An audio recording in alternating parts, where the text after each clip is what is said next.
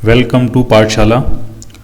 Today we will discuss a small topic under the chapter Laws of Motion. Today we will analyze the situation when two or many connected objects are moving together. ठीक है, तो मैंने एक simple सी situation ली है जिसमें तीन objects हैं, तीन बेसिकली ब्लॉक्स हैं. एक ब्लॉक है M1, एक ब्लॉक है ये M2 और एक ब्लॉक है ये M3. और ये तीनों ब्लॉक्स एक दूसरे के साथ स्ट्रिंग के थ्रू कनेक्ट हैं. एक स्ट्रिंग ये है, ये M1 M2 को कनेक्ट करती है. ये स्ट्रिंग ये है, ये M2 और M3 को कनेक्ट करती है. और इस M3 पे एक फोर्स हमने लगाया, कुछ F फोर्स. ये तीनों ब्लॉक हॉरिजॉन्टल स्मूथ सरफेस पर रखे हुए हैं. ये जो सरफेस है वो स्मूथ है, कहीं कोई अभी फ्रिक्शन नहीं है. ठीक, तो हमको कुछ चीज़ें फाइंड करने के लिए होती हैं. हमें ये फाइंड करना होता है कि इस स्ट्रिंग में टेंशन कितना है. मान लिया इसको क्या देते हैं T1, और इस स्ट्रिंग में टेंशन कितना है, मान लिया इसको क्या देते हैं T2. और हमें क्या फाइंड करना होता है, हमें फाइंड करना होता है कि इस सिस्टम का एस्लेशन कितना है, ये सिस्टम कितने एस्लेशन से आगे की तरफ एस्लेट कर रहा है.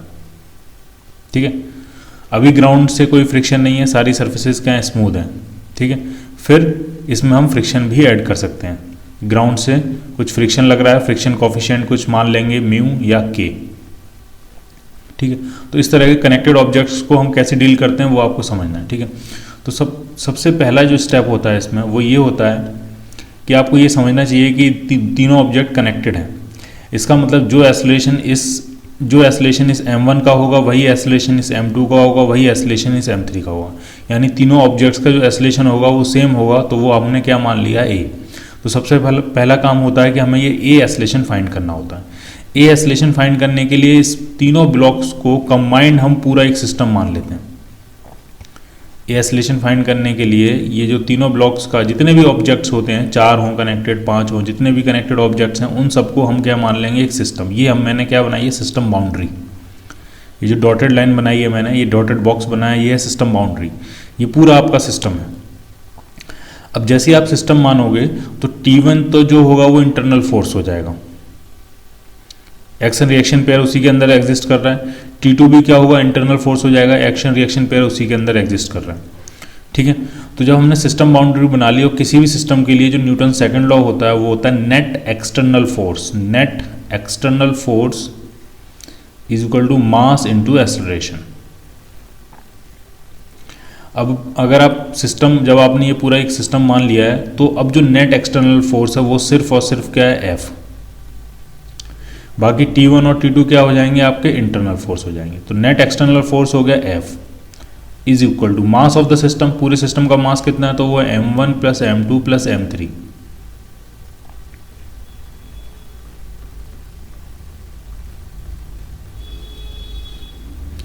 इंटू एस्लेशन पूरे सिस्टम का कितना है, A.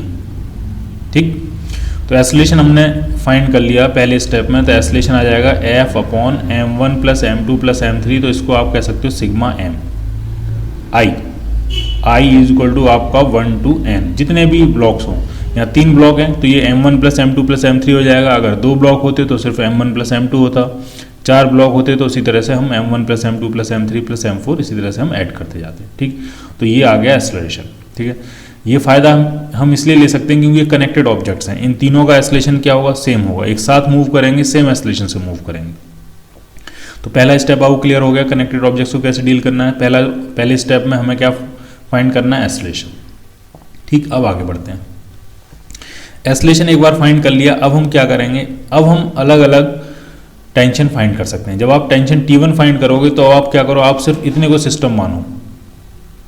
ये जो T1 वाला पार्ट है, ये जो M1 वाला ब्लॉक है, सिर्फ ये अब आपका सिस्टम है. ठीक, एक रफ स्केच बनाए तो ये जो M1 वाला ब्लॉक है सिर्फ यही अब आपका सिस्टम है. क्या क्या फोर्सेस लग रहे होंगे M1 पे, तो इस तरफ लग रहा है फोर्स T1. ठीक, बाकी mg और नॉर्मल रिएक्शन लग रहे होंगे, वो हमने पहले भी नहीं दिखाए, अब भी नहीं दिखाएंगे, क्योंकि वो वर्टिकल डायरेक्शन में, उससे हॉरिजॉन्टल मोशन पे कोई इफेक्ट नहीं पड़ रहा. हम हॉरिजॉन्टल मोशन डील कर रहे हैं तो हम कोशिश करेंगे कि सिर्फ हॉरिजॉन्टल फोर्सेस दिखाएं. वैसे फिर भी अगर आपको दिखाना है तो आप दिखा सकते हो. नीचे की तरफ फोर्स लगेगा M1g, फ्रिक्शन कोई है नहीं, तो ग्राउंड से लगेगा सिर्फ नॉर्मल रिएक्शन, इसको आप N1 कह सकते हो. ठीक है। m1 का एस्लेशन कितना है, तो एस्लेशन तो हम फाइंड कर चुके हैं। जो m1 का एस्लेशन है वही m2 का एस्लेशन है, वही m3 का एस्लेशन है, उसको नाम दिया है हमने a, और a की वैल्यू हमने फाइंड कर लिया। तो एस्लेशन m1 का कितना है, a। तो हॉरिजॉन्टल डायरेक्शन में अब हम फिर से न्यूटन सेकंड लॉ लगाएंगे, तो नेट एक्सटर्नल फोर्स जो होता है वो मास इंटू एस्लेशन के बराबर होता है। अब आपका जो सिस्टम है वो सिर्फ m1 है, ठीक। तो अब ये जो टेंशन T1 होगा ये एक्सटर्नल फोर्स हो जाएगा, क्योंकि इसका action reaction pair system boundary के अंदर एग्जिस्ट नहीं करता है। हमारी जो सिस्टम बाउंड्री है ये m1 के लिए, इसके अंदर एक्शन रिएक्शन पेयर दोनों एग्जिस्ट नहीं करते हैं। तो T1 क्या हो जाएगा, एक्सटर्नल फोर्स। तो net force is equal to mass कितना है सिस्टम का, m1 इंटू एस्लेशन a हम फाइंड कर चुके हैं। तो T1 की वैल्यू कितनी आ गई, T1 की वैल्यू आ गई आपकी m1f upon sigma m, I is equal to 1 to n, जितने भी ब्लॉक्स हों, ठीक। तो ये T1 की वैल्यू आ जाएगी, T1 के लिए एक जनरल फॉर्मूला जैसा कुछ, ठीक। अब जरा T2 फाइंड करते हैं। तो दो तरीके हैं आपके पास, या तो आप F2 का फ्री बॉडी डायग्राम बना लो, या F2 को सिस्टम M2 को सिस्टम मान लो, M2 का फ्री बॉडी डायग्राम बना लो, या फिर आप M3 को सिस्टम मान लो और M3 का फ्री बॉडी डायग्राम बना लो, ठीक है। क्योंकि आप M2 को अगर सिस्टम मानोगे तो उस पर दो फोर्स लग रहे हैं, T1 और T2। T1 हमने फाइंड कर लिया है, T2 हम फाइंड कर लेंगे। या अगर आप M3 को सिस्टम M3 का फ्री बॉडी डायग्राम बनाओगे, M3 को सिस्टम मानोगे तो उस पर भी हॉरिजॉन्टल में दो फोर्स लग रहे हैं, एक T2 और एक F है। F आपको क्वेश्चन में गिवन है, T2 हम फाइंड कर लेंगे। तो कैसे भी कर सकते हो।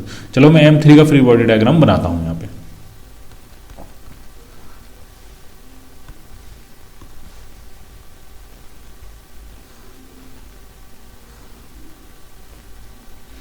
ये है M3, क्या क्या फोर्सेस लग रहे हैं इस पर, एक्सटर्नल फोर्स ये F, और इस तरफ क्या लग रहा है, tension T2।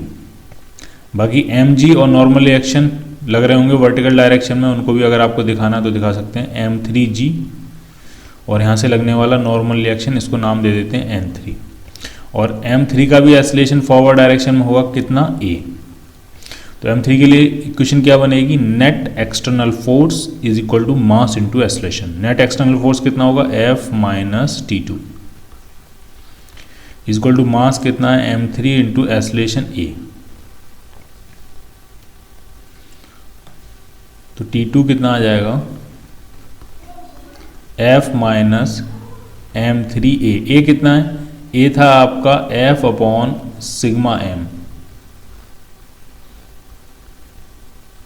I1 to N जो भी होगी, ठीक। तो यहाँ से अगर हम T2 फाइंड करते हैं अपनी सिचुएशन के लिए, तो F कॉमन आ जाएगा, अंदर बचेगा 1 माइनस, ऊपर है M3, नीचे है आपका M1 plus M2 plus M3।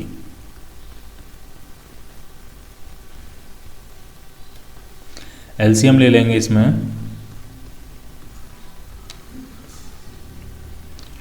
M1 plus M2 plus M3,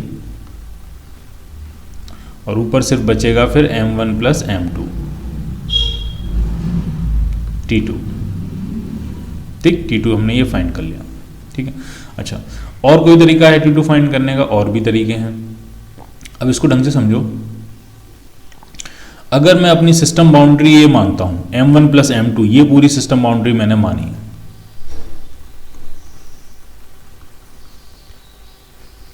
M1 plus M2 ये मेरी सिस्टम बाउंड्री। अब आप मुझे बताओ T1 तो कैसा फोर्स हो जाएगा, इंटरनल फोर्स, क्योंकि उस सिस्टम बाउंड्री के अंदर ही उसके एक्शन और रिएक्शन पेयर एग्जिस्ट करते हैं। T2 क्या होगा, T2 सिर्फ इस पर एक्सटर्नल फोर्स होगा जो इस स्ट्रिंग के थ्रू लग रहा है, ठीक है। तो अब इसके लिए इक्वेशन क्या बनेगी, इसके लिए इक्वेशन बनेगी T2 is equal to mass into acceleration. Total mass कितना है सिस्टम का, M1 प्लस M2 इंटू एस्लेशन कितना है, तो एस्लेशन हम पहले ही फाइंड कर चुके हैं। तो एस्लेशन कितना है, F अपॉन सिग्मा M या फिर M1 plus M2 plus M3। तो अब अगर आपने वो सिस्टम बाउंड्री मानी तो आपको एक ही स्टेप में डायरेक्ट आंसर मिल गया, कोई कैलकुलेशन नहीं करनी पड़ी। देखो आप T2 आपने क्या फाइंड किया था, यही तो आपने T2 फाइंड किया है, ठीक। तो आप अपने हिसाब से सिस्टम बाउंड्री एज्यूम कर सकते हो, अपने हिसाब से आपको पूरी फ्रीडम होती है कि आपको कौन सा सिस्टम मानना है और कौन सा सिस्टम नहीं मानना है। बस इक्वेशन आपको अपने सिस्टम के हिसाब से लिखनी है, एक्सटर्नल फोर्स क्या है, इंटरनल फोर्स क्या है, वो आपको अपने सिस्टम के हिसाब से डिसाइड करना है, ठीक है। तो मैंने ऐसा सिस्टम माना जिस पर सिर्फ और सिर्फ एक्सटर्नल फोर्स क्या हो, T2 हो। T1 क्या हो गया, इंटरनल फोर्स हो गया। तो आपने डायरेक्ट आंसर लिख दिया T2 is equal to mass into acceleration. ठीक है, तो कनेक्टेड ऑब्जेक्ट्स के लिए आप समझ लो पहला स्टेप क्या होता है कि पूरे साथ जितने भी ऑब्जेक्ट्स हैं उन सबको कंप्लीट एक सिस्टम मानेंगे और वहां से सिस्टम का एक्सेलरेशन फाइंड करेंगे, ए पहला स्टेप। और उसके बाद फिर अब हम अलग अलग ऑब्जेक्ट्स को सिस्टम मान के अलग अलग ऑब्जेक्ट्स का फ्री बॉडी डायग्राम बना के अलग अलग जो फोर्सेज हैं T1 होगा, टेंशंस T1 T2 T3 जो भी हैं वो हम फाइंड कर सकते हैं। क्लियर? तो अब हम देखते हैं कनेक्टेड ऑब्जेक्ट्स का सेकंड टाइप। इसमें क्या है, कोई स्ट्रिंग वगैरह कनेक्ट नहीं है, इसमें कोई स्ट्रिंग कनेक्ट नहीं है, लेकिन ये 3 ब्लॉक्स हैं, इनका मासेस मान लेते हैं। मान लिया ये M1 मास है, मान लिया ये M2 मास है और ये M3 मास है। ठीक है, और ये इस तरह से ये रखे हुए हैं और पीछे से इनको पुश किया जा रहा है। अब जब पीछे से पुश किया जा रहा है, मान लिया कोई फोर्स F लगा के पीछे से इनको पुश किया जा रहा है, तो जब इनको पीछे से पुश किया जा रहा है तो इसका मतलब ये तीनों अगर मूव करेंगे तो एक साथ मूव करेंगे। और सरफेस जो ग्राउंड की सरफेस है वो स्मूथ है, वहां कहीं कोई फ्रिक्शन नहीं है। ग्राउंड की सरफेस जो है वो क्या है, स्मूथ है, कोई फ्रिक्शन नहीं है, तो ये डेफिनेटली मूव करेंगे हॉरिजॉन्टल सरफेस पे और एक साथ मूव करेंगे। तो इनको किसी स्ट्रिंग से कनेक्ट नहीं किया गया है, फिर भी ये कनेक्टेड ऑब्जेक्ट की कैटेगरी में आते हैं। क्यों? क्योंकि ये एक साथ मूव करते हैं। ठीक है, जब M1 M2 को पुश करेगा, M2 M3 को पुश करेगा, तब ये मूव करेंगे। ठीक है, पीछे से कौन पुश कर रहा है, F फोर्स लगा के इसको हम पुश कर रहे हैं। ठीक है, तो इसको भी हम वैसे ही करेंगे। सबसे पहला काम क्या होगा, सबसे पहला काम होगा हमें इनका एक्सेलरेशन फाइंड करना। तो अगर हम फोर्सेस देखें तो M2 और M1 के बीच में एक नॉर्मल रिएक्शन लग रहा होगा इस तरह से, इसको कुछ नाम दे सकते हैं N1। इसी तरह से M3 और M2 के बीच में एक नॉर्मल रिएक्शन लग रहा होगा, इसको आप नाम दे सकते हो N2, इस तरह से। ठीक है, ये एक्शन रिएक्शन फोर्सेज हैं। N1 जो नॉर्मल रिएक्शन है वो M1 ने लगाया M2 पे और M2 ने लगाया है M1 पे। इसी तरह से N2 जो नॉर्मल रिएक्शन है वो M2 ने लगाया है M3 पे और M3 ने लगाया है M2 पे। ठीक है, तो सबसे पहला काम क्या होता है कि इस पूरे सिस्टम को हम पूरे सारे ऑब्जेक्ट्स को मिला के एक सिस्टम बाउंड्री बनाएंगे और इस पूरे सिस्टम को एक साथ कंसीडर करेंगे हम, इस तरह से। ठीक है, तो जैसे ही आप एक साथ कंसीडर करोगे तो अब क्या होगा, N1 और N2 ये दोनों क्या बन जाएंगे, इंटरनल फोर्सेस बन जाएंगे, क्योंकि सिस्टम के अंदर ही N1 का एक्शन रिएक्शन और N2 का एक्शन रिएक्शन जो पार्ट है वो एग्जिस्ट करता है। तो इस पूरे सिस्टम पे जो एक्सटर्नल फोर्स होगा हॉरिजॉन्टल डायरेक्शन वो सिर्फ F होगा, बाकी mg भी लग रहा होगा नीचे की तरफ, यहाँ से एक नॉर्मल रिएक्शन भी ग्राउंड से लग रहा होगा। इसी तरह से इसका भी mg m2g नीचे की तरफ लग रहा होगा, ग्राउंड से एक नॉर्मल रिएक्शन लग रहा होगा। इसी तरह से इसका m3g डाउनवर्ड डायरेक्शन में लग रहा होगा, ग्राउंड से नॉर्मल रिएक्शन लग रहा होगा। ठीक है, तो वो सारे वर्टिकल फोर्सेज हैं। हम सिर्फ यहाँ कौन से फोर्सेज कंसिडर कर रहे हैं, हॉरिजॉन्टल फोर्सेज, क्योंकि आपका जो मोशन है वो हॉरिजॉन्टल डायरेक्शन में हो रहा है। तो मान लिया हॉरिजॉन्टल डायरेक्शन में पूरा सिस्टम कितने एक्सेलरेशन से एक्सेलरेट कर रहा है, a एक्सेलरेशन से। इक्वेशन क्या बनाएंगे, net force is equal to mass into acceleration. तो पूरे सिस्टम पे नेट फोर्स F लग रहा है, इज इक्वल टू मास कितना सिस्टम का, M1 plus M2 plus M3 into acceleration A। तो यहां से आपको एक्सेलरेशन A मिल गया F अपॉन सिग्मा M। ठीक, ये एक्सेलरेशन A मिल गया। ठीक है, अब दूसरा स्टेप क्या होता है, दूसरा स्टेप होता है कि अब हम किसी एक ऑब्जेक्ट को अपना सिस्टम मानेंगे, किसी एक ब्लॉक को अपना सिस्टम मानेंगे। तो हम मान लिया M1 के साथ डील करना शुरू करते हैं। ठीक है, जब हम M1 के साथ डील करेंगे तो ये मान लिया आपका M1 है इस तरह से, और उस पर क्या क्या एक्सटर्नल फोर्स लग रहे हैं, तो इधर से उस पर एक्सटर्नल फोर्स लग रहा है F और इधर से इस पर एक्सटर्नल फोर्स लग रहा है N1 जो एक्सटर्नल फोर्स है वो M2 ने लगाया है, F जो है वो किसी एक्सटर्नल एजेंट ने लगाया होगा। ठीक है, और ये जो मास M1 है वो A के एक्सेलरेशन से इस तरफ एक्सेलरेट कर रहा है, क्योंकि पूरे सिस्टम का एक्सेलरेशन A है, कनेक्टेड ऑब्जेक्ट हैं, साथ साथ मूव कर रहे हैं, सबका एक्सेलरेशन सेम होगा और वो यहाँ पे कितना है A। तो इसकी इक्वेशन क्या बनेगी, net force is equal to mass into acceleration. तो नेट फोर्स हमेशा एक्सेलरेशन की डायरेक्शन में होता है, यानी F माइनस N1 ये नेट फोर्स होगा। जिधर एक्सेलरेशन होगा उधर ही नेट फोर्स होगा। अगर इधर नेट फोर्स है तो वो तभी हो सकता है जब F की वैल्यू बड़ी हो और N1 की वैल्यू कम हो। तो नेट फोर्स कितना हो जाएगा, F minus N1 is equal to mass into acceleration. तो N1 जो आ गया आपका F minus M A, A कितना, ए था आपका F upon M1 plus M2 plus M3। LCM ले लेंगे, थोड़ा सा सॉल्व कर लेंगे, F बाहर लिख लेंगे तो ये आ जाएगा F times M2 plus M3 times M1 plus M2 plus M3, ये आ गया आपका N1। ठीक, N2 फाइंड करें तो हम M2 का भी फ्री बॉडी डायग्राम बना सकते हैं, M2 को भी सिस्टम मान सकते हैं और M3 को भी सिस्टम मान सकते हैं। अगर हम M3 को सिस्टम माने तो नेट एक्सटर्नल फोर्स सिर्फ और सिर्फ क्या लगेगा इस पे, N2। तो M3 को सिस्टम मान लेते हैं तो थोड़ा इजी हो जाएगा आपके लिए। तो इसको इधर बनाते हैं, ये मान लिया मैंने M3 को सिस्टम, ये M3 है। क्या क्या फोर्सेस लग रहे होंगे, तो इस तरफ से M3 पे जो फोर्स लग रहा है वो लग रहा है N2, बाकी M3G डाउनवर्ड लग रहा है और यहाँ से ग्राउंड से नॉर्मल रिएक्शन लग रहा होगा, वो दोनों वर्टिकल फोर्सेज हैं, एक दूसरे को बैलेंस भी करेंगे। लेकिन हमारा मोशन हॉरिजॉन्टल है तो सिर्फ हम हॉरिजॉन्टल फोर्सेज अभी कंसीडर कर रहे हैं। तो M3 का भी एक्सेलरेशन वही होगा A। M3 के लिए इक्वेशन क्या बनेगी, force is equal to mass into acceleration. Force इस पर सिर्फ एक्सटर्नल फोर्स लग रहा है N2 इज इक्वल टू मास क्या है M3 और एक्सेलरेशन कितना है F अपॉन सिग्मा M। तो डायरेक्ट आपका क्या मिल गया, N2 मिल गया। इसी तरह से अगर हम डायरेक्ट M1 फाइंड करने की कोशिश करते हैं, जो हमने थोड़ी सी कैलकुलेशन की, अगर हम उससे भी बचना चाहें तो एक तरीका है आपके पास। आप क्या करो, आप इसको सिस्टम मानो, M2 और M3 को मिला के सिस्टम मानो।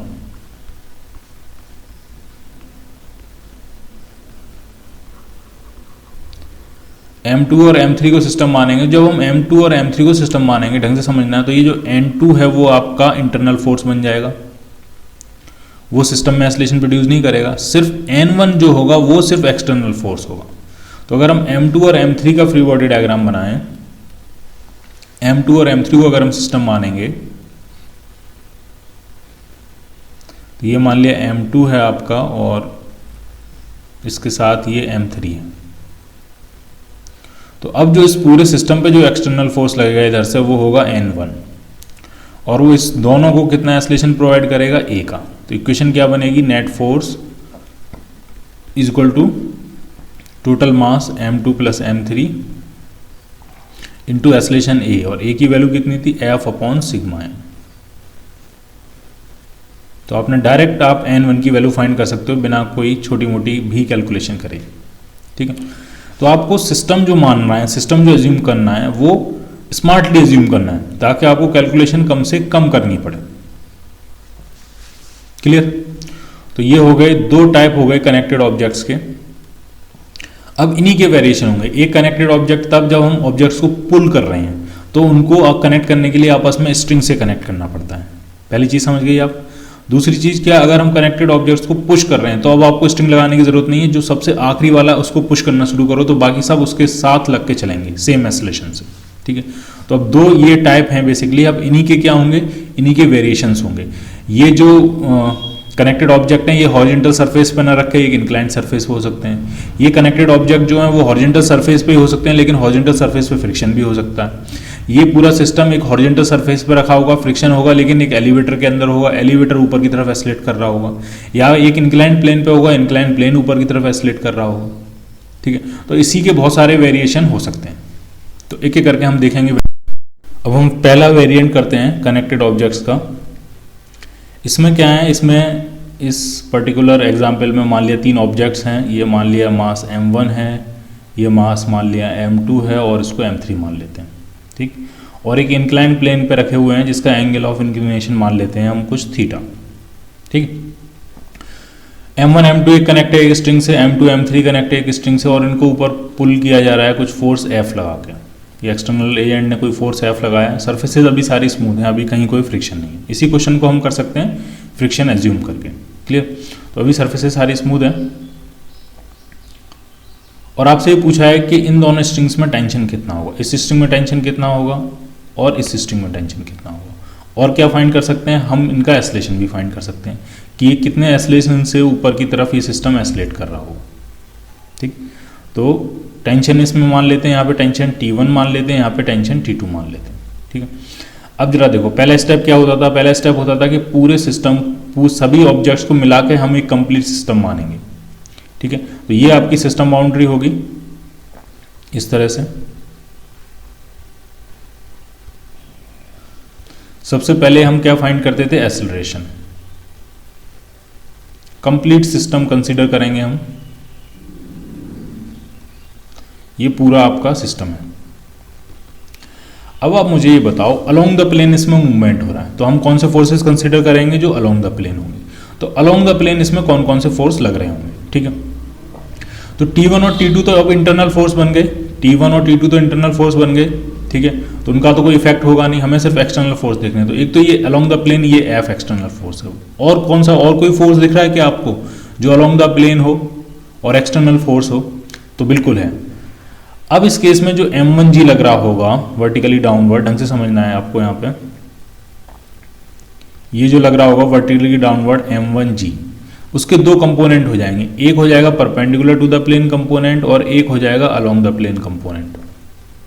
इस तरह से perpendicular to the plane component होगा वो कॉस थीटा कंपोनेंट होगा, क्या होगा वो M1G कॉस थीटा, और अलोंग द प्लेन कंपोनेंट होगा वो साइन थीटा कंपोनेंट होगा, क्या होगा वो M1G साइन थीटा।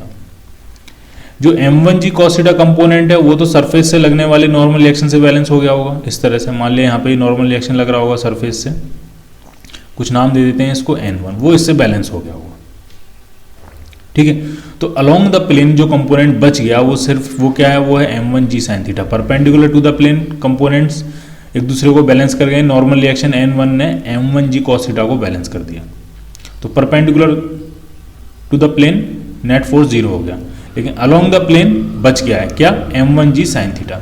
तो इसका भी बच गया होगा इस तरफ, क्या नाम होगा उसका, M2G साइन थीटा। और ये एक्सटर्नल फोर्स है, ध्यान रखना, ये अर्थ ने लगाया है, ग्रेविटी का फोर्स है, और हमारे सिस्टम बाउंड्री के अंदर इसका रिएक्शन पार्ट नहीं है, हमारी सिस्टम बाउंड्री के अंदर अर्थ हमने एज्यूम नहीं किया है, ठीक।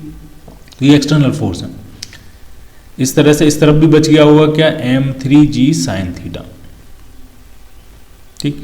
एक्सटर्नल फोर्स तो ये M1G कॉस थीटा भी है, एक्सटर्नल फोर्स तो ये नॉर्मल रिएक्शन भी है, लेकिन इन दोनों नॉर्मल रिएक्शन ने M1G कॉस थीटा को क्या कर दिया, बैलेंस कर लिया, इसलिए नेट फोर्स परपेंडिकुलर डायरेक्शन में 0 हो गया। और हम सिर्फ मोशन देख रहे हैं अलोंग द प्लेन, तो सिर्फ हम प्लेन के पैरेलल डायरेक्शन के फोर्सेस कंसीडर कर रहे हैं। तो अब आपको समझना है, जब मैंने पूरा सिस्टम माना है तो नेट जो फोर्स हुआ है along the plane upward direction में, तो वो हो गया F minus M1G sine theta minus M2G sine theta minus M3G sine theta, ठीक है। तो नेट फोर्स जो आया है अब वो सिंपल नहीं है, थोड़ा सा कॉम्प्लिकेटेड हुआ है, थोड़ा सा माइनस, अगर G साइन थीटा कॉमन ले लें तो ये आ जाएगा M1 plus M2 plus M3 G sine theta, ये हो गया net force. Net force is equal to क्या होगा, mass into acceleration. Mass system का कितना है, तो मास सिस्टम का M1 plus M2 plus M3 into a. तो यहाँ से ए की वैल्यू आ गई है, अगर इधर से हम डिवाइड करेंगे तो ये आ जाएगा F upon sigma M minus G sine theta, ये आया आपका एक्सेलरेशन। क्लियर, पहला स्टेप क्लियर, ठीक। अब दूसरा स्टेप क्या होता था, दूसरा स्टेप होता था अब हम अलग अलग ब्लॉक्स को कंसीडर करेंगे और हम स्ट्रिंग का टेंशन फाइंड करेंगे। तो सबसे पहले हम कंसीडर करेंगे इस M1 को, सिर्फ और सिर्फ इस M1 को, ठीक है। तो अगर हम ड्रॉ करें,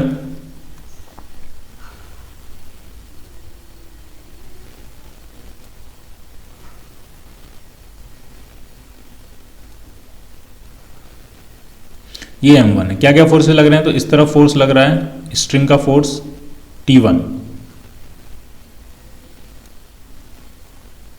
ठीक। और इस तरफ क्या लग रहा है, ग्रेविटी का एक कंपोनेंट M1G साइन थीटा। नीचे की तरफ क्या लगेगा, ग्रेविटी का दूसरा कंपोनेंट M1G कॉस थीटा, और यहां सरफेस से क्या लगेगा, नॉर्मल रिएक्शन। और ये एस्लेट कहां कर रहा है, अपवर्ड डायरेक्शन में, ठीक। अपवर्ड डायरेक्शन में एस्लेट कर रहा है, कितने एस्लेशन से, ए से, ए हम फाइंड कर चुके हैं। डाउन द प्लेन कंपोनेंट क्या है, वो है M1G sine theta. Perpendicular to the plane component क्या है वेट का, M1G कॉस थीटा, और यहां से क्या लग रही है, ये नॉर्मल रिएक्शन, ठीक है। तो इक्वेशन क्या बनने वाली है इसकी, perpendicular to the plane net force 0 होगा तो ये नॉर्मल रिएक्शन जो N1 है ये M1G cos थीटा को बैलेंस कर लेगी। Along the plane net force 0 नहीं होगा, नेट फोर्स अपवर्ड डायरेक्शन में होगा क्योंकि ये ऊपर की तरफ एस्लेट कर रहा है। तो नेट फोर्स ऊपर की तरफ कितना होगा, तो वो हो जाएगा T1 minus M1G sine theta is equal to mass M1 into acceleration a हम फाइंड कर चुके हैं, क्या आया था a F upon sigma M minus G sine theta. Solve करते हैं तो T1 कितना आ जाएगा डायरेक्टली आपका, ये माइनस M1G साइन थीटा इधर भी और माइनस M1G साइन थीटा ये भी बन जाएगा, तो वो आपस में कैंसिल आउट हो जाएंगे। तो T1 जो आ गया वो आ गया F upon sigma M, M1 times F upon sigma M, ये आ गया टेंशन। ठीक, अब अगर आप ध्यान दोगे, अगर आप वो सिचुएशन पीछे मुड़ के देखोगे जिसमें तीन ऑब्जेक्ट्स थे इस तरह से, ये था M1, ये था आपका M2 और ये था आपका M3, और इस सिचुएशन में जब हमने F फोर्स लगा के इन तीनों को खींचा था तब जो यहाँ पे टेंशन आया था T1 वो भी एग्जैक्टली यही आया था जो ये आया है। इसका मतलब अगर कनेक्टेड ऑब्जेक्ट हॉरिजॉन्टल प्लेन पर रखे हुए हैं या इंक्लाइन प्लेन पर रखे हुए हैं उससे टेंशन में कोई फर्क नहीं पड़ेगा, टेंशन तो उतना ही आएगा। फर्क सिर्फ किस में पड़ेगा, उसके एस्लेशन में। इस केस में जो एस्लेशन सिंपली आया था वो F अपॉन सिग्मा M आया था, लेकिन अब जब इंक्लाइन प्लेन पे जो एस्लेशन आ रहा है वो कितना आ रहा है, वो आ रहा है F upon sigma M minus G sine theta. तो सिस्टम का जो नेट एस्लेशन है उस पर तो फर्क पड़ रहा है, लेकिन जो टेंशंस थे T1 और T2 इंटरनल जो फोर्सेज हैं उन पे इफेक्ट नहीं पड़ा। तो ये आप पॉइंट कंसिडर कर सकते हैं यहाँ पर। ठीक, अब T2 फाइंड करना है।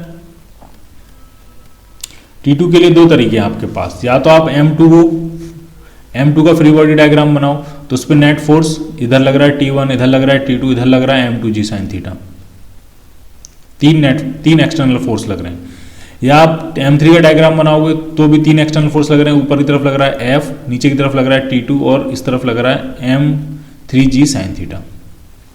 या आप ऐसा कर सकते हो M1 और M2 का डायग्राम बना लो, जैसा आप चाहो वैसे कर सकते हो। और आपको अच्छी प्रैक्टिस करनी है तो आप तीनों का अलग अलग बना के और तीनों से T2 निकालो, हर जगह से क्या आएगा, सेम आएगा। ठीक है, तो मैं अपने केस के लिए ऐसा करता हूं कि M2 का फ्री बॉडी डायग्राम बना लेते हैं।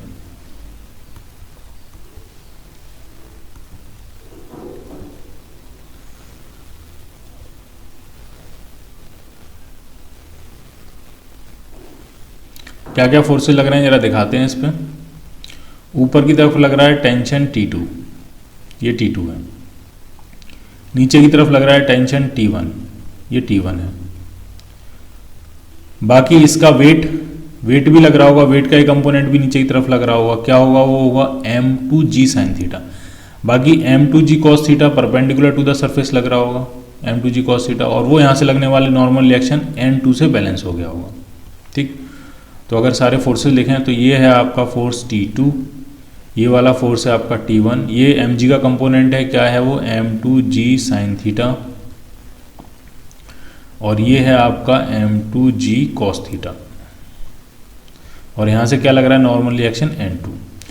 Perpendicular to the plane direction में नेट फोर्स 0 होगा तो N2 किसको बैलेंस कर लेगा, M2G cos थीटा को। ये N2 जो है वो M2G cos थीटा को बैलेंस कर लेगा। एस्लेट कर रहा है अप द प्लेन, कितने एस्लेशन ए से, तो इसकी इक्वेशन क्या बनने वाली है, नेट फोर्स अपवर्ड डायरेक्शन में ही होगा, यानी T2 minus T1 minus M2G sine theta.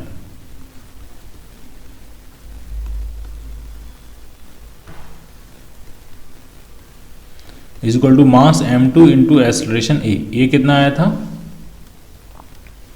ये आपका आया था F upon sigma M minus G sine theta. ये M2G साइन थीटा से ये M2G sine theta cancel out हो जाएगा। T2 जो आपका आ गया वो आ गया T1 plus M2F upon sigma M। T1 कितना था, T1 अगर हम देखें T1 था आपका M1F अपॉन सिग्मा M, तो एलसीएम कितना आ जाएगा, एलसीएम आ जाएगा सिग्मा M और ऊपर आ जाएगा M1 plus M2 into F।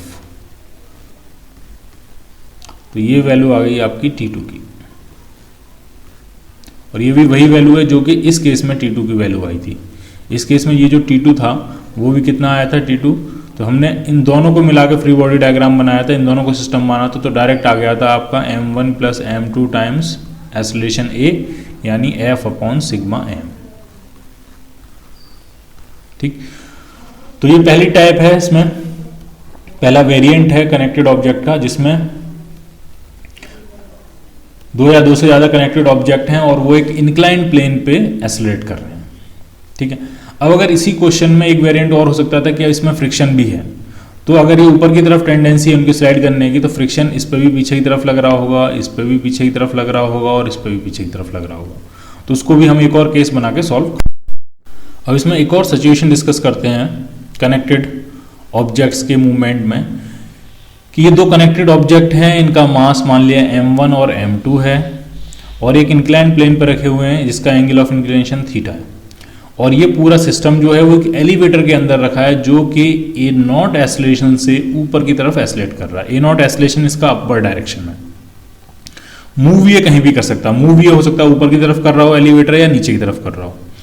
अगर एलिवेटर ऊपर की तरफ मूव कर रहा है और वेलोसिटी उसका मैग्नीट्यूड, वेलोसिटी का मैग्नीट्यूड बढ़ता जा रहा है, मैं फिर से रिपीट कर रहा हूँ, एक्सेलरेशन ऊपर की तरफ है, इसके दो कॉन्सिक्वेंसेस हो सकते हैं, या तो वो ऊपर की तरफ मूव कर रहा हो या नीचे की तरफ मूव कर रहा हो। अगर ऊपर की तरफ मूव कर रहा हो और उसकी स्पीड बढ़ रही हो तो एक्सेलरेशन ऊपर की तरफ होता है, बिल्कुल ठीक है।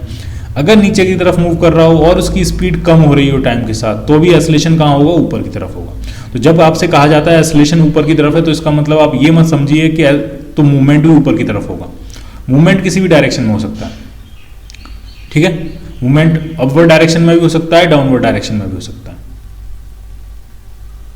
ठीक है, और किसी और थर्ड डायरेक्शन में भी हो सकता है, जैसे कि प्रोजेक्टाइल मोशन। प्रोजेक्टाइल मोशन में जनरल डायरेक्शन में मूवमेंट होता है, लेकिन एक्सेलरेशन हमेशा कहां रहता है, वर्टिकली डाउनवर्ड। ठीक है, तो मूवमेंट किसी भी डायरेक्शन में हो सकता है, लेकिन एक्सेलरेशन हमें क्या दिया, अपवर्ड डायरेक्शन में दिया। तो अब अभी फ्रिक्शन नहीं है, अभी स्मूथ सर्फेसेस मान लेते हैं, फ्रिक्शन कोफिशिएंट 0 है, म्यू 0 है। तो अब आपको क्या फाइंड करना है, वही दो चीज़ें फाइंड करनी है, एक तो स्ट्रिंग में टेंशन T फाइंड करना है और इस सिस्टम का एक्सेलरेशन फाइंड करना है रिलेटिव टू एलिवेटर, प्लेन पे वो कितने एक्सेलरेशन से ऊपर चल रहा होगा। ग्राउंड के रिस्पेक्ट में फाइंड कर लेंगे बाद में, अभी ये जो एक्सेलरेशन है वो किसके रिस्पेक्ट में है, with respect to elevator. Elevator के रिस्पेक्ट में ये जो ए एक्सेलरेशन है, तो ये एक्सेलरेशन फाइंड करना है। ठीक है, तो इसको कैसे करेंगे, यानी आपका जो ऑब्जर्वर है वो एलिवेटर के अंदर ही है। ठीक है, तो इसको ऐसे क्या फाइंड करेंगे, इसमें जितने फोर्सेस लग रहे होंगे वो तो लगाएंगे ही, साथ में सूडो फोर्स भी लगाएंगे, क्योंकि अब आपका जो ऑब्जर्वर है वो नॉन इनर्शियल फ्रेम में है, वो एक ऐसे फ्रेम में है जो कि इनर्शियल नहीं है, जो कि एक्सेलरेटिंग है, जो कि एक्सेलरेट कर रहा है। तो इन सब पे जो नॉर्मल फोर्सेस लगते हैं वो तो सारे फोर्सेस लगेंगे ही, साथ में और कौन से फोर्स लगेंगे, सूडो फोर्स लगेंगे। ठीक है, तो क्या क्या नॉर्मल फोर्स लगते हैं, तो इस तरफ नीचे की तरफ m1g लगेगा इस पे, और डाउनवर्ड डायरेक्शन में क्या इस पे क्या लग रहा होगा, m2g। बाकी सरफेस से क्या लग रहा होगा, नॉर्मल रिएक्शन।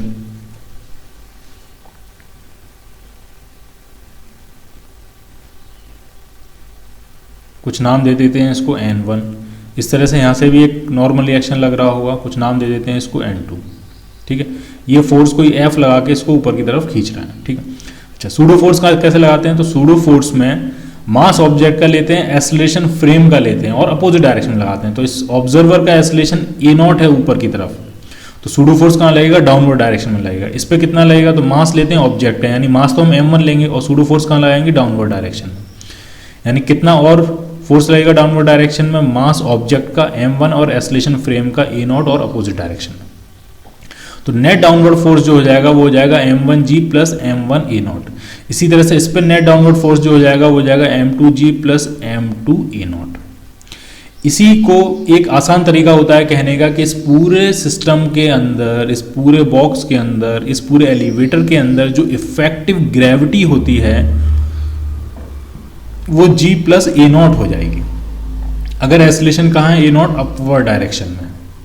अगर एक्सेलरेशन डाउनवर्ड डायरेक्शन में होता है तो इफेक्टिव ग्रेविटी कितनी हो जाती है, g माइनस a0 हो जाती है।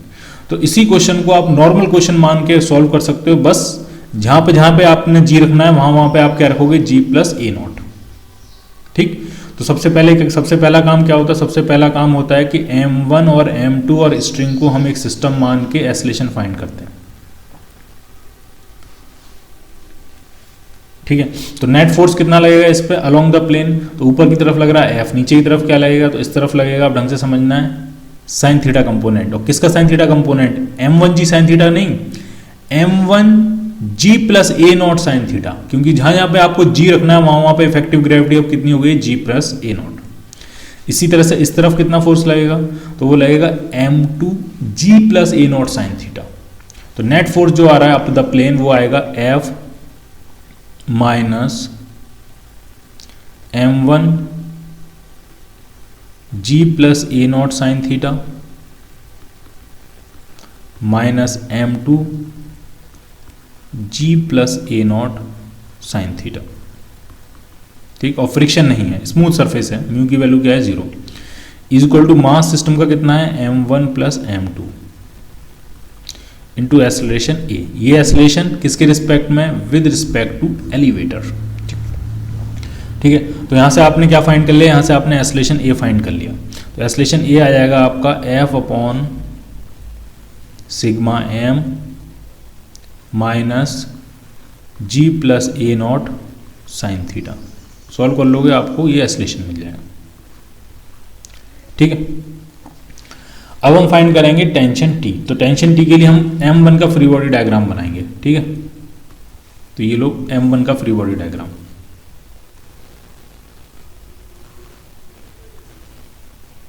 क्या क्या फोर्सेस लग रहे हैं जरा वो दिखाते हैं। तो इस तरफ लग रहा है टेंशन T,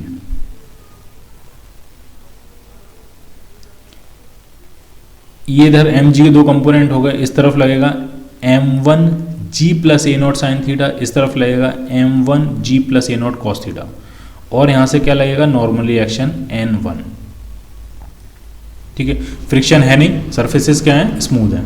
तो लिख लेते हैं tension T, normal reaction n1, mg का ये कंपोनेंट क्या होगा? m1g plus a naught cos theta, और इस तरफ कंपोनेंट होगा m1g plus a naught sine theta.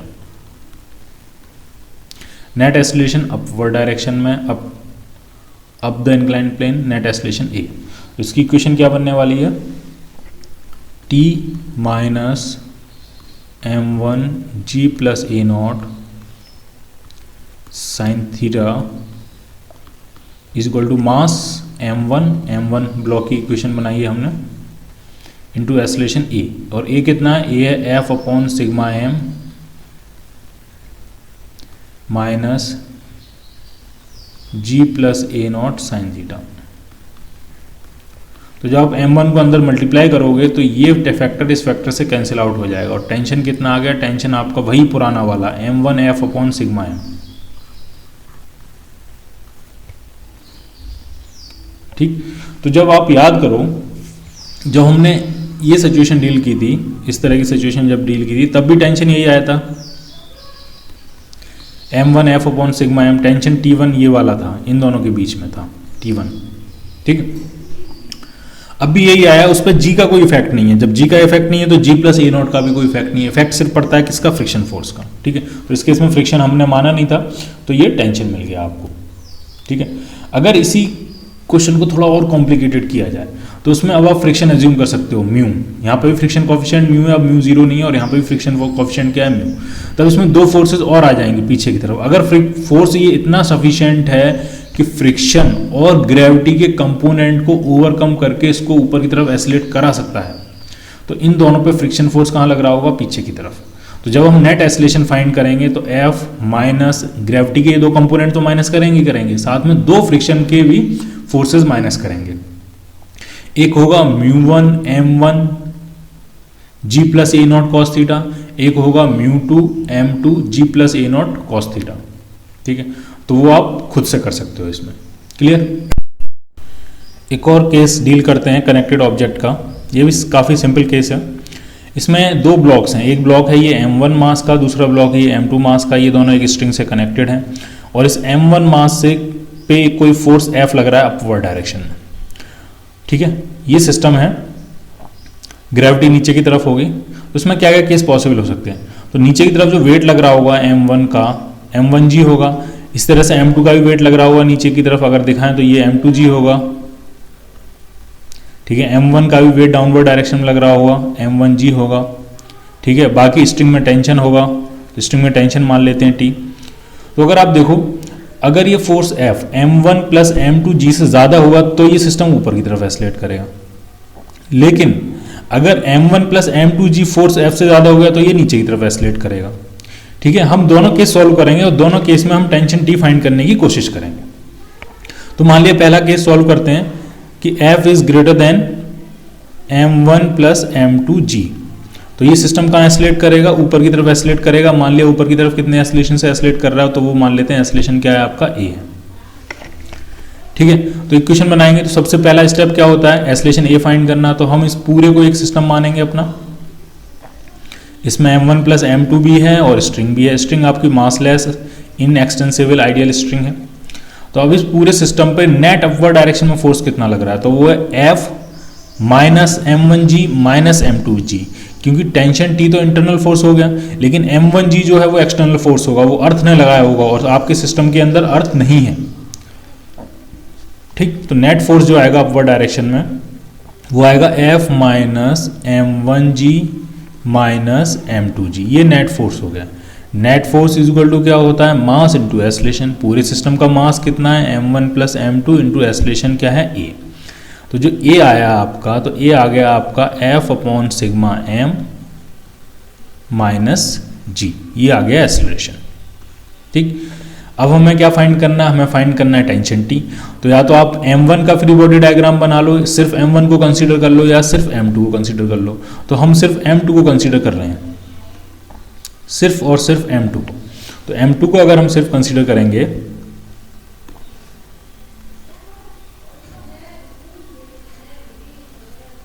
मान लिया ये m2 है, तो इस पर क्या क्या फोर्स लग रहे हैं, तो ऊपर की तरफ तो फोर्स लग रहा होगा टेंशन T, और बाकी नीचे की तरफ लग रहा होगा इसका वेट। वेट क्या होगा, वेट होगा m2g, और इसका एस्लेशन भी कहाँ है, अपवर्ड डायरेक्शन में है, कनेक्टेड ऑब्जेक्ट है, A एस्लेशन है अपवर्ड डायरेक्शन में। किसका फ्री बॉडी डायग्राम बना रहे हैं, m2 का। तो नेक्स्ट पहला स्टेप एस्लेशन फाइंड कर लिया, दूसरा स्टेप हम टेंशन फाइंड करने जा रहे हैं। तो नेट इक्वेशन इसकी क्या बनेगी, net force is equal to mass into acceleration. Net force कितना है, T minus m2g is equal to mass कितना है, m2, और एस्लेशन कितना है, A हमने ये फाइंड किया हुआ है। F अपॉन सिग्मा m का मतलब m1 plus m2 minus g। तो अब अगर आप देखोगे तो m2g और m2 से जब अंदर मल्टीप्लाई होगा यहाँ पे और यहाँ पे, तो ये m2g से m2g कैंसिल आउट हो गया। तो T इज इक्वल टू कितना है, T इज इक्वल टू आया आपका m2f upon m1 plus m2। अब इसमें कहीं भी g नहीं आया है, क्लियर। इसका मतलब अगर यही सिस्टम, ढंग से समझना, अगर यही सिस्टम में, अब आपको इसको इंपॉर्टेंट पॉइंट है, इसको ढंग से समझना, अगर यही सिस्टम मान लिया हॉरिजॉन्टल प्लेन पे रखा हुआ है, वही सिस्टम है सेम, ठीक है। ये वाला मास क्या था, m1, ऊपर वाला m1 था, नीचे वाला m2 था, और m1 पे फोर्स F लगा के इसको हम खींच रहे थे, और सरफेस आपकी स्मूथ है। तो भी जो एस्लेशन तो अलग हो जाएगा, एस्लेशन अलग हो जाएगा, एस्लेशन में जी का कंपोनेंट आता है, तो जो टेंशन T आएगा वो यही आएगा, क्या, m2f upon m1 plus m2।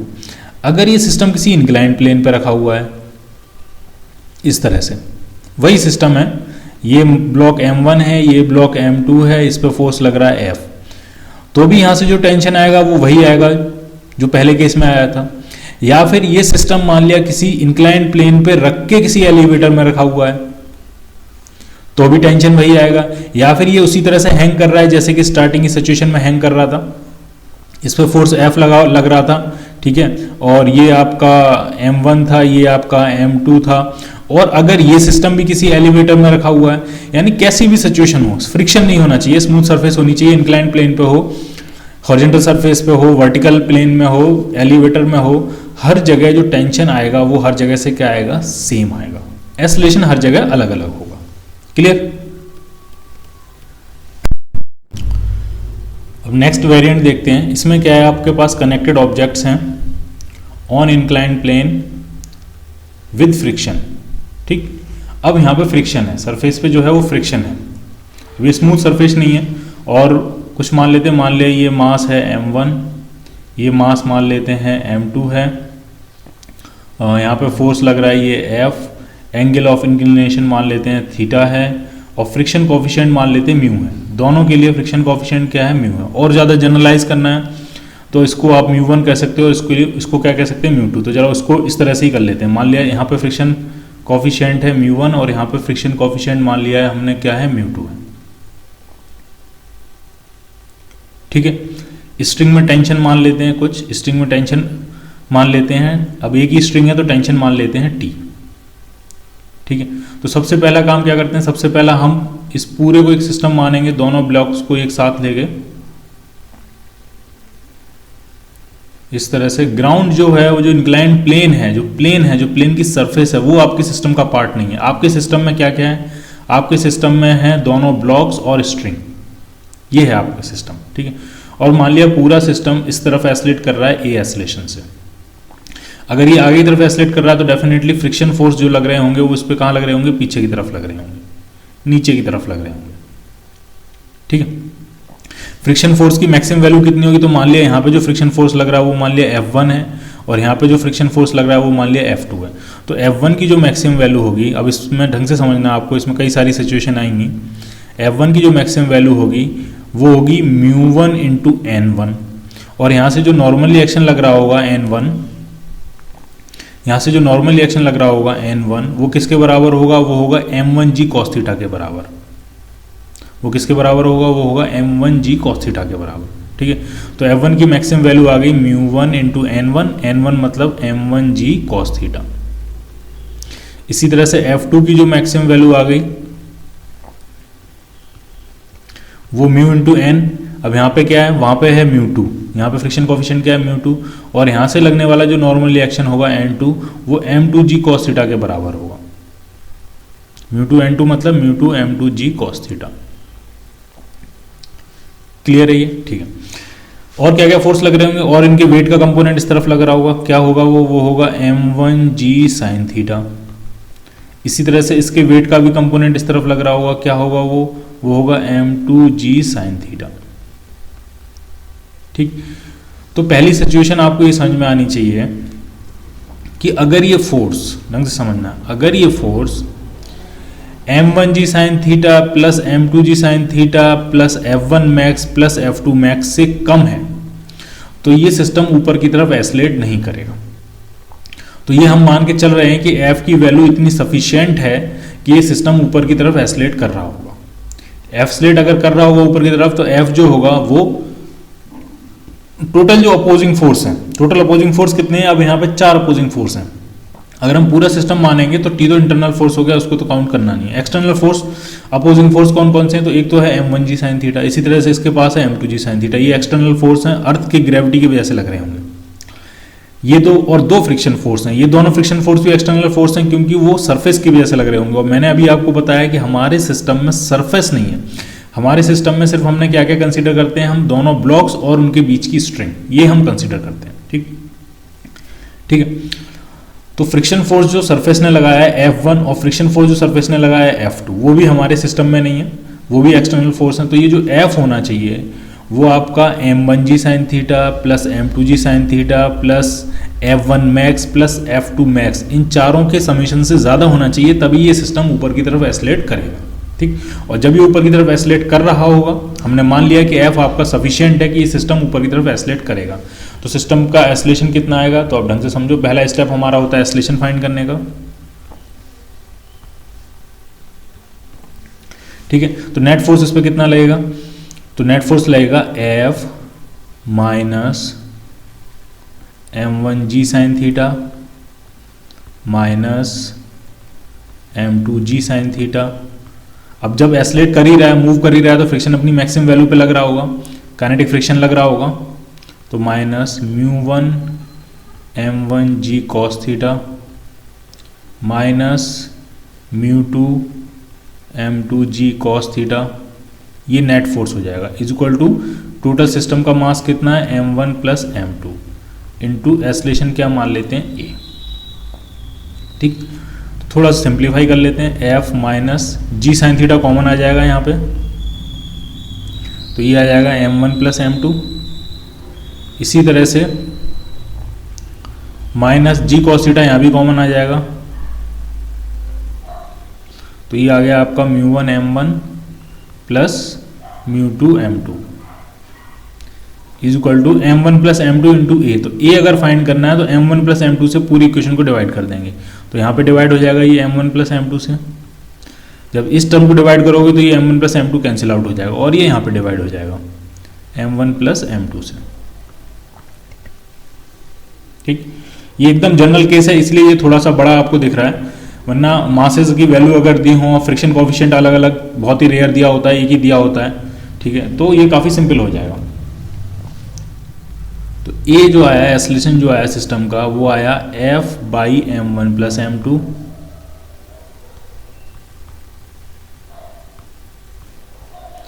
Minus g sine theta minus g cos theta into μ1 m1 plus μ2 m2 upon m1 plus m2। तो ये हो गया सिस्टम का पूरा एक्सेलरेशन। क्लियर? ठीक। अब दूसरा केस क्या, दूसरा स्टेप क्या होता है? दूसरा स्टेप होता है अब किसी एक ब्लॉक का हम फ्री बॉडी डायग्राम बनाएंगे। तो मान लिया मैं m1 का फ्री बॉडी डायग्राम बना रहा हूं, ठीक है, m1 का फ्री बॉडी डायग्राम। तो आप देखते जाओ ढंग से।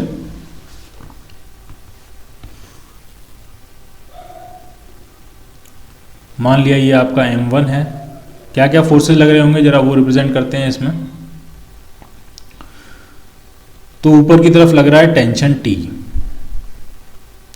नीचे की तरफ लग रहा है mg का component mg sine theta m1g sine theta, और नीचे लग रहा है फ्रिक्शन μ1 m1g कॉस थीटा, और m1g कॉस थीटा इस तरफ लग रहा है, और वो किससे बैलेंस हो जा रहा है, यहाँ से लगने वाले नॉर्मल रिएक्शन n1 से। इतने सारे फोर्सेस पे लग रहे हैं, ठीक है। तो जरा लिखते हैं, इधर लग रहा है टेंशन T, mg का एक कंपोनेंट इधर है m1g साइन थीटा, mg का एक कंपोनेंट इस तरफ है m2g कॉस थीटा, यहाँ से क्या लगेगा नॉर्मल रिएक्शन n, और फ्रिक्शन फोर्स लग रहा है इस तरफ। तो फ्रिक्शन फोर्स जब ये मूव ही कर रहा है, एसलेट ही कर रहा है ये एसलेशन से, तो फ्रिक्शन फोर्स अपनी मैक्सिमम वैल्यू पे लग रहा होगा, काइनेटिक फ्रिक्शन फोर्स लग रहा होगा, वो होता है म्यू इंटू एन। तो यहाँ पे है μ1 इंटू n1, μ1 इंटू n1, और n1 जो है वो आपका किसके बराबर है, वो m2g कॉस थीटा के बराबर है। तो μ1 m2g कॉस थीटा, ठीक। तो इक्वेशन क्या बनेगी, इक्वेशन बनेगी t माइनस अपोजिंग फोर्स कौन से हैं, m1g साइन थीटा और μ1 m1g कॉस थीटा, ये दो अपोजिंग फोर्स हैं। तो t minus m1g sine theta, ये m1 का फ्री बॉडी डायग्राम है, minus μ1 m1g cos theta is equal to mass, ये m1 का फ्री बॉडी डायग्राम है तो सब कुछ ये m1 है, मैंने गलती से ये m2 लिख दिया था, is equal to mass m1 into acceleration a की वैल्यू आप फाइंड कर ही चुके हो। तो t कितना आ जाएगा, t आपका ये सब कुछ उस तरफ चला जाएगा अपोजिट साइड में, तो t मिल जाएगा m1g साइन थीटा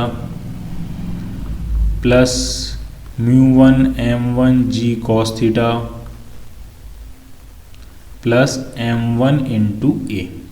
तो जब आप a की वैल्यू यहाँ से उठा के इसमें पुट कर दोगे तो आपको क्या मिल जाएगा, टेंशन मिल जाएगा। तो इस तरह से हम क्या फाइंड कर लेंगे, टेंशन फाइंड कर लेंगे, ठीक है। तो सिचुएशन आपकी किसी भी तरह की हो, स्टेप्स वही है, ठीक है। सिचुएशन कॉम्प्लिकेटेड कैसे होगी, उसमें और फोर्सेस एडअप होते जाएंगे, सूडो फोर्स ऐड हो जाएगा, फ्रिक्शन फोर्स ऐड हो जाएगा, कुछ और फोर्स एडअप होते जाएंगे, लेकिन प्रोसेस वही रहेगी। सबसे पहली प्रोसेस क्या है, पूरे सिस्टम, सबसे पहला स्टेप क्या है, पूरे सिस्टम को कंसीडर करो एक साथ और सिस्टम का नेट एक्सेलरेशन फाइंड करने की कोशिश करो। दूसरा स्टेप क्या है, अब अलग अलग ऑब्जेक्ट्स का फ्री बॉडी डायग्राम बनाओ, अलग अलग ऑब्जेक्ट्स को, अलग अलग ब्लॉक्स को कंसीडर करो, और फिर टेंशन या नॉर्मल रिएक्शन फाइंड करने की कोशिश करो। बस ये दो स्टेप हैं, और इन्हीं दोनों स्टेप्स को आपको स्किलफुली एग्जीक्यूट करना है, and you will get the answers.